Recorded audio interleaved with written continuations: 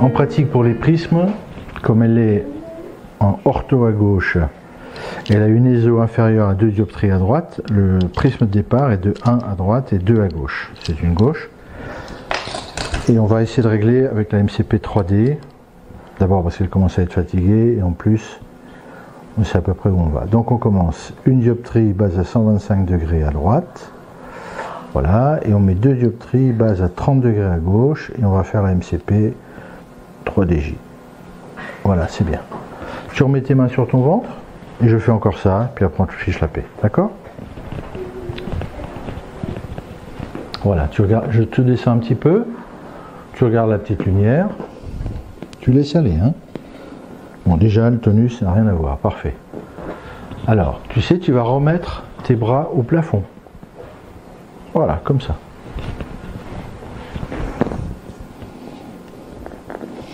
Très, très discrète hypertonie à droite. Tu peux ouvrir tes bras maintenant. Tu fais l'avion, comme ça. Voilà, super. Tu regardes là-haut, tranquille. Là, ça repart un peu. Donc, je vais diminuer la puissance et diminuer l'écart. 1 et 2, on va passer à 0,75 et 1,50. Et on va voir si ça va ou pas. Alors, 0,75. Et on met donc au même angle. Et après, on verra avec le Maddox si on doit changer. Hop. Tu refais l'avion ?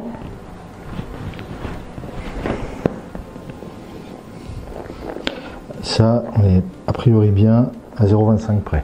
Tu remets les bras au plafond. Voilà.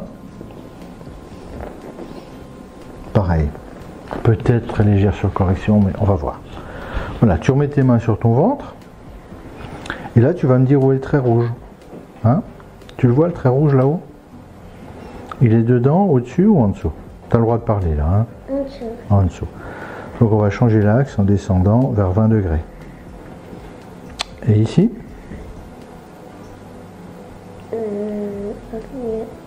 Il est au milieu maintenant? Ok. Donc on va regarder s'il est au milieu de l'autre côté ou pas, tu vas me dire. Ici, là, tu le vois dedans, au-dessus, en dessous? En dessous. Un tout petit poil en dessous, c'est ça? Donc on va descendre l'angle un peu plus, après on recadrera avec l'autre. Et là, il est encore en dessous ou pas? Un peu au milieu. Il est un peu au milieu, mais un petit poil encore en dessous? Ok. Est-ce que là, il est encore en dessous? Non, il est au milieu. Il est au milieu? Ok. Donc j'ai encore une petite marge pour descendre. Et ici, il est dedans ou pas? En dessous. Il est passé en dessous. Et ici? Un tout petit peu au-dessus. Tout petit poil en dessous. Et là, il est encore dedans? Presque. Il est plutôt en dessous ou au-dessus? Un peu en dessous. Un peu en dessous. Donc, je ne peux pas changer plus. On va laisser comme ça. Et le complément se fera avec l'autre capteur. Mais on va voir avec la bouche. Tu mets ta langue comme ça. Il est dedans ou en dessous? Ou au-dessus? Tu me dis. Au milieu. Il est au milieu. Tu laisses la langue au palais? Comme ça. Et là, il est où? Un peu en dessous. Poil en dessous. Laisse bien la langue au palais. Est-ce qu'il est encore en dessous là ou pas? Il est repassé en dessous. Donc je suis au mieux comme ça, mais là j'ai encore un petit défaut. Hein. Mets la langue au palais. Il est en dessous encore. Donc je vais tester pour voir l'effet du petit muscle ici. Hop. Est-ce qu'il est encore en dessous là ou pas? Oui. Plus, moins, pareil? Oui. Plus. Donc faut pas s'énerver sur l'ostéopathie. Hein. Et ici? En dessous. Il est resté en dessous. Donc on va prescrire ça. On est donc en fait à 0. Oui, on va encore essayer autre chose. Attends. Si on a peu de bol, on va y arriver avec ça. Comme j'ai trouvé que c'était un peu fort encore. Alors, tu remets bien tes mains ici. Tu regardes là-haut. Ici, t'es où? À moitié au milieu, un peu en bas. Quasiment au milieu, un tout petit peu en bas. Et ici, t'es où? En bas. Donc, on va essayer de descendre celui-là, on va voir. Et ici? Oh, Je suis passé en haut. Bah écoute, hein, c'est bien, entre les deux. Et ici? oui. Et ici? Un peu en dessous et un peu au milieu. Presque dedans, hein, c'est ça. Et ici? Dedans. Alors je vais surtout regarder si avec la langue au palais, parce que si un jour on doit lui poser des alphes, ça sera là-haut, si on garde les verres ou pas. Tu remets ta langue au palais, comme ça?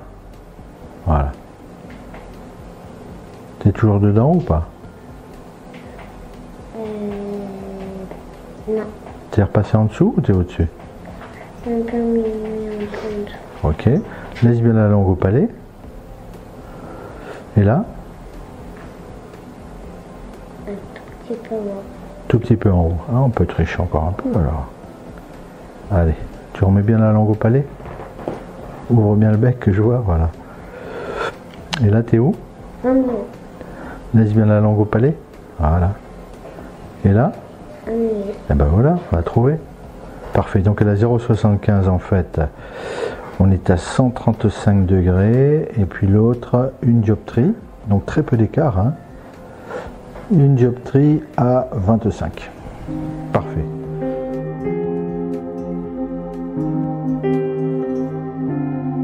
Tu tires la langue? Fort, fort, fort. Voilà, les amygdales sont un peu hypertrophiques. Tire encore un peu si tu peux. Voilà, on les voit bien. C'est parfait. Parfait, parfait. Nous voyons, le réglage des prismes est extrêmement précis. Il se fait grâce à la manœuvre de convergence podale qu'il doit régler aussi bien dans les 3 dimensions de l'espace que lors des différentes stimulations. Mais aussi, les prismes doivent régler le Maddox perceptif. Et là, parfois même, on arrive à régler le son dès la première séance, mais avec un taux qui ne dépasse pas 20% en pratique. Cet élément le plus délicat à traiter et va se régler progressivement au fur et à mesure du traitement.